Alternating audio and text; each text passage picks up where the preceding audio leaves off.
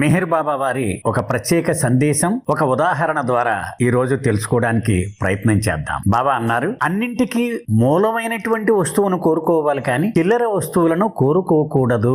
ఇది ఒక సంఘటన ద్వారా బాబా ఇలా స్వయంగా వివరించారు. ఒక రారాజు ఉండేవాడు. అతడి బానిసలలో ఒక బానిసకు ఒక చిన్న పాప ఉండేది. ఆ పాప అంటే చాలా ఇష్టము ఈ రారాజుకి. మిగిలినటువంటి సంస్థానాల్లో ఉన్నటువంటి మంత్రులు, ఇక మిగిలినటువంటి ఉద్యోగులు ఒకంత అసూయ పడుతూ ఉండేవారు ఆ బాలికని చూసి. అయితే ఒక రోజు ఆ రారాజు ఆ బాలిక యొక్క విలువని అందరికీ తెలియచెయ్యాలి అనుకున్నాడు. దర్బారు నడుస్తూ ఉండగా అకస్మాత్తుగా రాజు ఇలా ప్రకటించాడు, అందరికీ ఒక 5 నిమిషాలు సమయం ఇస్తున్నాను. విజిల్ వెయ్యగానే ఎవరు ఏ వస్తువుని ముట్టుకుంటే ఆ వస్తువు వారి సొంతం అయిపోతుంది.